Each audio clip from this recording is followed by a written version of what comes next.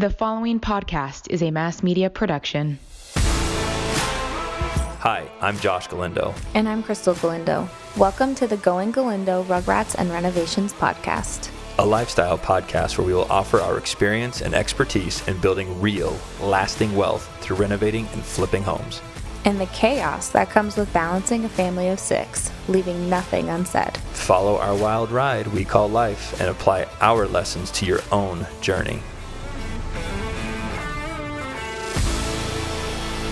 Good morning, honey. Good morning. How are you? I'm good. I'm excited to talk about our rental portfolio today. I know. It's your favorite thing to talk about. It really is. It's really the key to my financial freedom that I've been living and experiencing for the last few years. Yes. And I love it. I'm passionate about it. And I would love to see everybody around me use it. Yeah, I agree. So we're going to cover a handful of things. Where we're at now in comparison to where we were last time we talked about it. Right, because a lot's changed. And a lot has changed.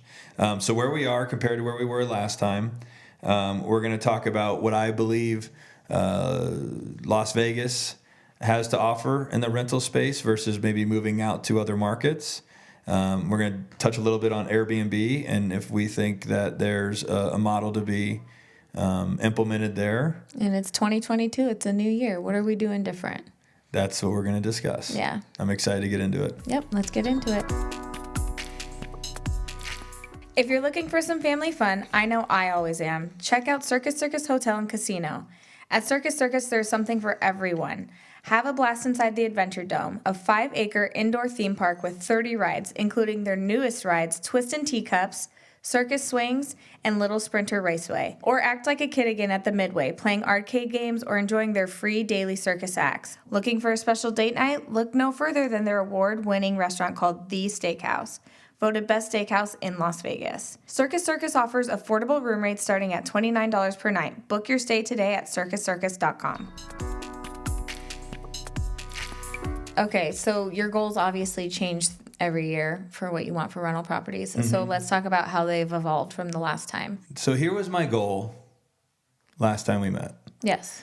It was to have $40,000 a month, triple net coming in at 40. And when I say triple net is means it's not kind of net. It's not net. It's certainly not gross. It is triple net. It's interesting to hear. I often will go to these meetups and you can start talking shop with some of these guys and they'll start rattling off, I'm bringing in $40,000 a month. Well, what is it triple net? Meaning, are you accounting for trash, sewer, property management, repairs, vacancy, insurance, et cetera, et cetera, et cetera, et cetera. And then is your net number that 40? Not even close. Right. They'd be like, no, it's like $4,000. They eat up so much of that gross cash flow with expenses and most of them don't even know their numbers. But anyway, so when I say triple net, I mean after paying all of my expenses. Okay. So I wanted to have $40,000 at 40. I'm not at $40,000 yet. But you're also only 37. But I'm also 37. Last time we talked, we had only done 2 properties in Mississippi. We were not out of state at all. You like to stay in Las Vegas. So why don't you give your theory about why you started looking out of state? Initially, we built our rental portfolio in Vegas. Right. And it was the times between like 2013 and like 2019, maybe even 20. And when you could buy property here for between $50,000 and $200,000, and I liked that. Right. A lot of people were going into different states at that time. My logic was, I'm more powerful in Las Vegas with the resources I have here in Las Vegas. Right. So if I have to pay a premium of $20,000 or $30,000 to get to stay home. I think in the long run, I would recoup that extra expense through being able to get a water heater swapped out for $700, $800 here in Las Vegas versus $1,800 out in Mississippi, or me being able to scrub tenants in person here in Las Vegas versus me depending on my property manager out of state. Right. We could self-manage and fix the repairs at our own. And there's value in that. Yeah. There's monetary value that's probably hard to actually measure, but there is value. Anyway, so that was my initial career in buying houses and where I liked to buy them. And then what ended up happening was the Las Vegas market just got super expensive. Yeah, we went up. Our prices went up. It went up. And what it made me feel insecure about it going up, because there's an argument out there right now, I'm sure that this will come up with the listeners, is that rents have also gone up. Right. But I'm insecure about Las Vegas staying, this high long term. Right. I don't think it's coming in the next 6 months or even a year. Mm-hmm. But I don't know if I want to go buy a bunch of $400,000 homes, and then buy that home based off of the hypothetical that rents will stay at $2,500 a month for that $400,000 home. So I was like, maybe we should rethink some of this. Right, because prices could fall here, and then you'd be losing money on the property and losing money on rent, because when prices go down, rents go down. Yes. And then what that does is if you've leveraged at that point, now you've put yourself in a dangerous space. Yeah. And so what I want to do is I want to start leveraging, because we had built this beautiful portfolio that was owned cash. Right. And the prices in all of the homes were in Vegas, except for the 2 in Mississippi, which we've sold since. But everything else was in Las Vegas, and the values had skyrocketed. Mm-hmm. So now I'm looking at it going, holy cow, this house is, $375,000. I bought it for $110,000. Right. And I'm collecting $1,300 in rent. Right. So technically, I have to look at it like I have a $375,000 asset that is only collecting $1,300 in rent. That's how you have to look at your investments. And so to me, it either made sense to sell it, so that I could buy more smaller rentals that have higher rents, which I don't want to do because that triggers a taxable event. Right. So it made more sense for me to go to the bank and do a cash out refi, which is where I pull out cash from the property, and then I take that, which is not a taxable event. So now I have access to that cash, and I've locked it in over 30 years at 3% interest. Right. And I take that money and I send it out to a different location.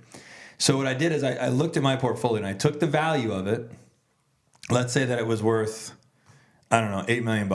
Okay. Just my rentals, not the building, not any other real estate that I own. Just the residential. Just the single family residential rentals that we own. Let's say that was $8 million, and it's only bringing in, let's call it, 8%. 8% isn't enough. It's a disjustice. It's almost an insult to the money. Right. I need to be earning, 20%, 25% on that money. So I said, how do I do that? So I said, I got to go find a location in the United States where house prices are low and rents are high. Right. Sounds crazy. I think that sounds super logical. Yeah, it is logical, but it's harder than it sounds. Yeah. So I go do some research. I start digging. I end up finding a location in the Midwest where I can buy properties for $55,000 to $75,000 and rent them out for $750 to $900 a month. Mm-hmm. Okay. So then what I did is I started doing cash out refis on my portfolio here in Las Vegas. And I took that same money. I didn't go buy a Lamborghini. I didn't buy watches. I didn't buy cars. I didn't buy anything that depreciates. I took that money and I went and only bought more real estate with it, cash. So in the Midwest, I own all of my properties cash. Mm-hmm. Okay. So I was leveraging the portfolio, but I was also buying houses cash. So now, I'm really keeping my debt levels low. So now I own 15 properties out in the Midwest. And my average buy price is, call it, 50, probably $60,000. Okay. And now I'm earning 20% out on these new buys. So now you start blending all of that between our old portfolio and our new portfolio, and it raises the returns across the board if you average everything out. And that's the right move to do. I had to do that because owning these cash and not tapping into those resources was a disjustice to the money. Yeah, especially because they went up so much. So the other thing, the reason I go to the Midwest is the first two questions I ask the agent that I meet out there and qualify and feel good about working with, is I ask them, I say, in 2011, what was this house worth? 2011, in my opinion, was the lowest housing had gone in the great housing recession. Right. And I ask, how much did this house go for in 2011? They tell me. Then I go, how much did this house sell for in 2006? Which was the peak. And they tell me, which was the peak.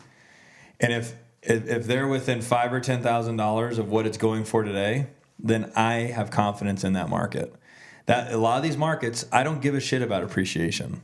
I'm not in it for appreciation. Mm-hmm. Appreciation is a bragging right to me, unless you're going to constantly sell and capitalize on it, or you're going to constantly refi and pull out the money.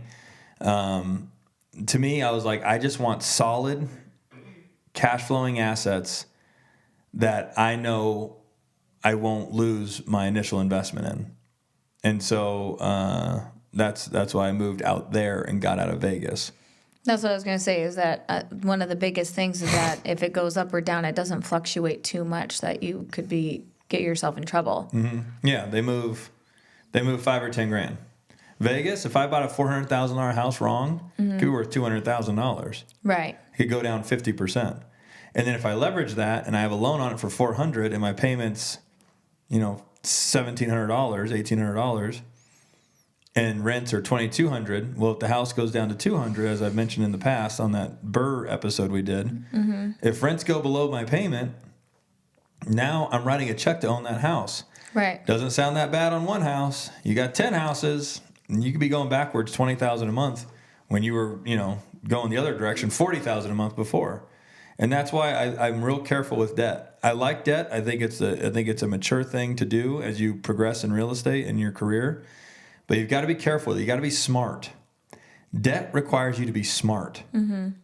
Buying them cash, there's really no intelligence there. Nothing's wrong with it. Mm-hmm. But you buy it cash, you put a tenant in it, nothing can go wrong. What could really go wrong? Nothing. Right. But with debt, you've got to be very smart. And so I had felt I had gained enough experience and intelligence around the rental space that I was ready to start playing with debt. Because I want to stay wealthy.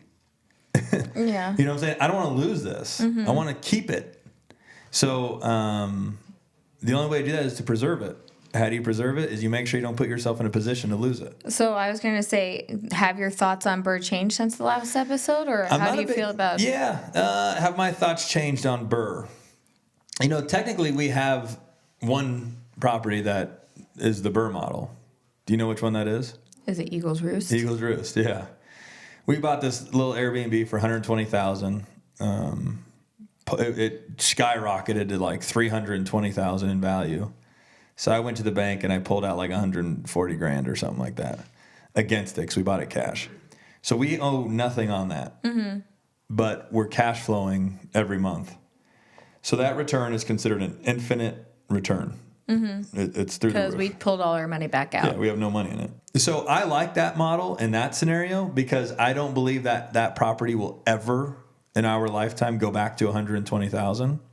So I feel safe and insulated. Now, would I go Burr all of these new properties in the Midwest? No. I wouldn't. I think also an important point that you should mention is when you were like pulling money out and doing the refis, you were doing a lower percentage. You weren't doing the max that you could do on them, correct? Yeah. No, my qualification, this is the thing that I think is important that if people really want to mimic my journey or mm-hmm. take into account a piece of my journey. When I go to pull out money out of any of my all cash assets, I go, what is the worst case scenario rent on this property? And what would that bring in? Let's call the rents today is $1,300. Yep. Worst case scenario, it's $1,050. Yep. Okay. I will borrow as much as I can before exceeding what I think the lowest amount of rent that property will bring in a really bad economic time. So that the rent always covers the rent always covers the payment. Yeah. I just don't ever want to go backwards on a house. Yeah. When you start writing a check on a house and you pay to own it, that you can only do that so long. And here's the thing, even if you're completely flush with cash, psychologically you can only do that for so long. Like there just becomes a time where you're like, this is just not making any sense. Right. And then you start, flirting with the idea of letting it go or selling it at a loss or all these other things. So I know a lot of our listeners work in real estate, and I can't express enough the value of getting your home staged when you're ready to sell. Not only will your house have less time on the market, you'll likely get more money for the house. Thomas and his team do a really great job selecting the right pieces based on your style preference. Check them out at houseofvegas.homestaging.com. Again, that's houseofvegas.homestaging.com. Let's recap our rental accomplishments. So basically, last time that we had an episode that talked about our rental properties, I think we owned like 30. Okay, mm-hmm. And my goal was to have $40,000 in triple net income by the time I was 40. Yeah. And for me, there's a million ways to get there. In a perfect world, I would buy one house that brings me in $40,000 in triple net income. Right. Okay. Then I only have to manage one house. But unfortunately, that's a little bit unrealistic. So I had to go and acquire a bunch of them. So today, we are very close to accomplishing our goal. But something that I did to accelerate that was I started leveraging the properties in Las Vegas, and we shipped the money out to the Midwest. And we started buying little properties that generate a much higher return. And then you take that higher return in the Midwest and you blend it with our lower return here in Las Vegas, and it rises all of the portfolio. So have they evolved? Absolutely. We're so close to being at the 40,000 by 40, and I'm only 37, that I think I want to push. They call it moving the goalpost, where you just keep pushing your goals, bigger and bigger. So yeah, I think I want to get at 50,000. My ultimate goal is to be at 100,000 a month in triple net income. By when, I don't know. But the main thing that I want to do is I want to get to 40,000. And the reason I want to get to 40,000 is because then the machine starts to feed itself. Mm-hmm. You know what I'm saying? You bring in a fresh batch of $40,000 every month.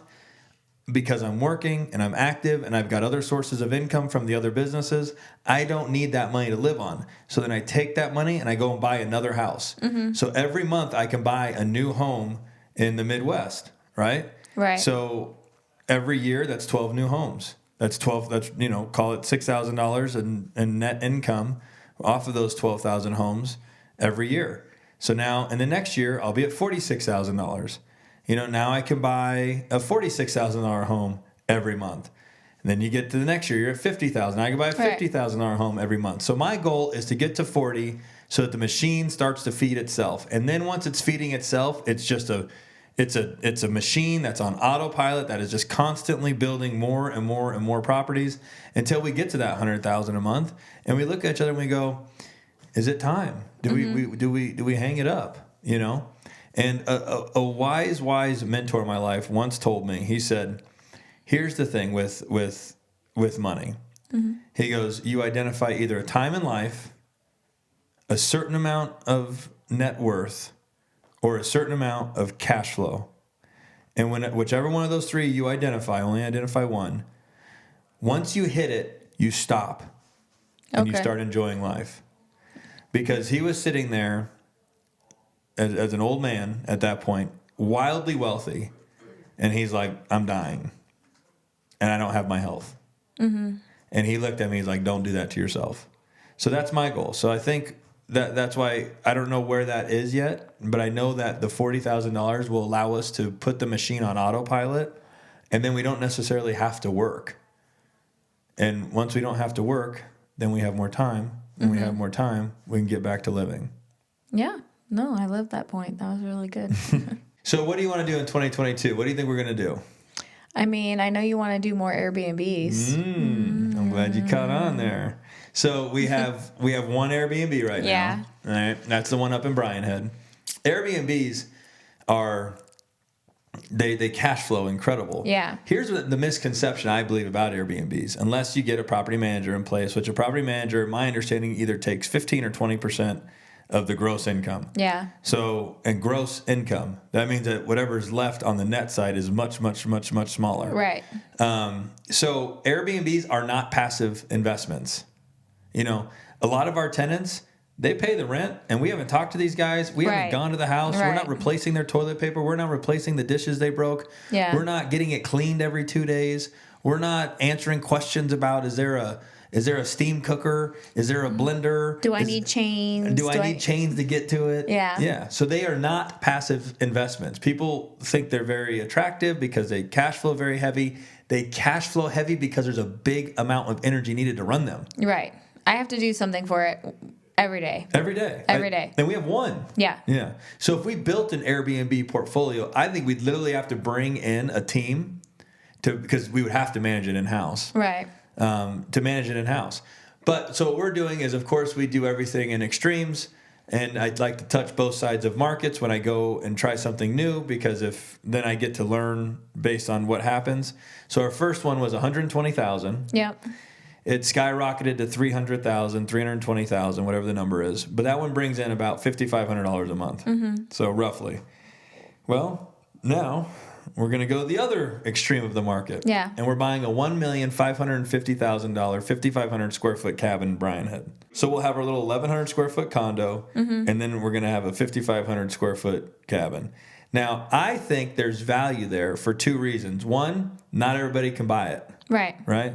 So I'll have no competition in the Airbnb space, or very little. Right? No, not a lot of people can buy that size of cabin.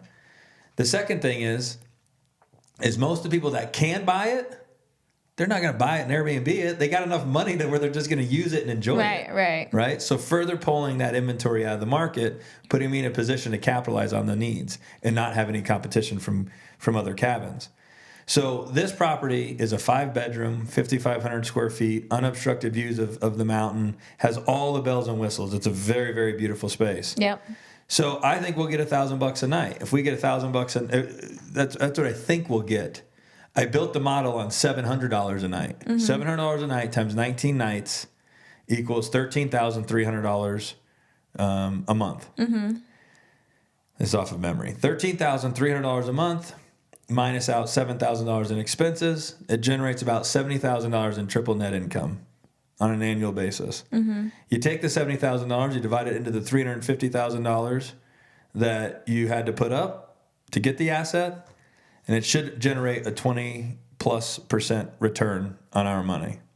And that's all very conservative. Right. I've seen some that other places up there are asking $2,200 a night. You know, I think in New Year's, not that I want it, that's the whole point of us buying that space, which is the upside of Airbnbs. Yeah. We're going to get to enjoy this space. Yeah. This has a 4-car garage. 2 is going to be used for the Airbnb guests, and the other 2 that's detached and away from the property, I'm going to use to service our needs when we're up there. Yeah. You know, so, and then sometimes all that stuff has to be taken into account. Everything doesn't have to be monetary value.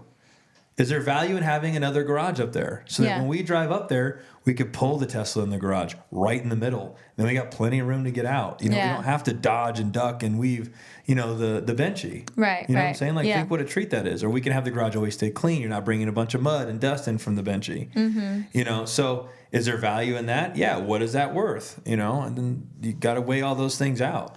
Yeah. So that's what my 2022 goals are, is I'm going to continue to buy in the Midwest, but I'm not going to leverage any more properties at the moment. We'll see if that changes. Yeah. It could change in like a couple hours. I'm done leveraging property. I think I've got this machine figured out. I'm generating enough personal income where I can just buy them cash. Mm-hmm. And then our next big adventure is this Airbnb. Yeah. What excitement level are you having around this? I mean, I get anxiety with everything, but I am excited because I do like being able to design them, and you let me do that with those. So. And you've crushed every single one you designed. Thank you. Yeah. Thanks. So that'll be fun. I'm excited to go to Home Goods. Yeah.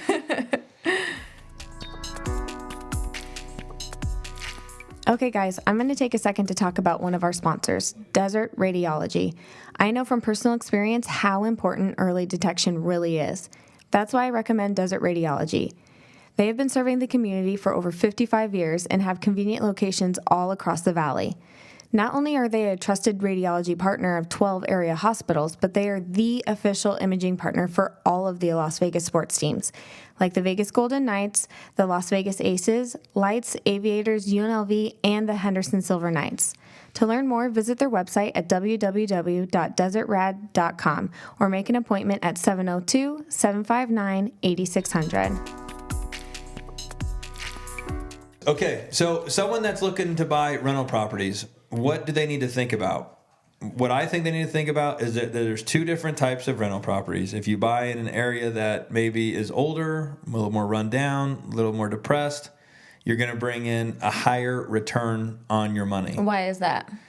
Because there's bigger variables. When there's more risk and variables and things that can change, then you have to justify those variables, risk, and change with a higher return. So, and the general answer is that most of those areas are monopolized by investors. And investors will cap the price of property in an area, if that makes sense. You know, this part of town, houses will never go for more than $200,000 because the only appetite that those houses are entertaining are investor appetites. Right. This part of town will get more money because you're entertaining end users' appetites. Right. End users are willing to pay more. Right. Okay. So because these prices stay pretty level here and rents do what they do, those areas, you're not competing with end users, you're competing with other investors. Right. So generally speaking, those will bring in more higher rates of return than a place where you're competing with an end user who intends to live in it. Which the prices are lower, so, and the rents are going up, whether it's in the nice area or the smaller area, right? So obviously what makes a return higher is when the price is lower and the rents stay the same. And here's the thing. Why do rents stay the same? That doesn't make any sense. The price is lower. That's what people think, right? Right. Well, here's the thing. There's a minimum cost to live. Right. There's a minimum cost to house your body. There's a minimum cost to house your body and your significant other's body and then all your children and your dog and your furniture. There's a minimum cost. You know, eventually there's not going to be any place in Las Vegas that you can live for less than $1,000. So now the game becomes, well, can I find something for $50? Because I know that the minimum cost to rent something in Vegas is $1,000. That would be a great return. So when you buy in those depressed areas, that formula comes into play where there's a minimum cost. There's a bottom to rents going down. They won't keep following the price down. No. Eventually they will settle. Right. So here's the other thing is I talk a lot about this in another one of our episodes, which was season 2, episode 16. It's winning at the rental property investment game. It breaks down my investment model, getting started in the game, analyzing rate of return, and using debt responsibly. I think that's a super informative episode. If this is something that floats your boat, please go back and listen to that one. What episode is it? That one's season 2, episode 16, winning at the rental property investment game. Mm-hmm. The second one that we touched on this is season 3, episode 35, Burr Straight Talk with Jason Elliman. So this goes through the Burr model and my opinion on it, and honestly 2 real life examples of me not necessarily using it to the way that, you know, some expect it to be used, and then someone who's using it to the extreme. And then really you just ask yourself, what model works for me? I'm not over here telling everybody to use my model. If I was 22 with no kids and no dependents, I'd be saying go as hard as you can. Right. You know, but that's not what I am. I got 4 children and you know, and I got to support everything I've got to support. So the model, what I sell on how I invest is what works for me. I think that wraps that up. Yeah, I think you dropped some really good nuggets there. Thank you. I hope. I'm a little off today. So that's all right. Good job. Thanks, bub. All right, guys, that's going to do it for today. Thank you so much for listening. If you enjoyed the show, please rate, subscribe, and share our podcast. You can also connect with us on social media or at galindogrouprealestate.com. Until next time, thanks again for listening.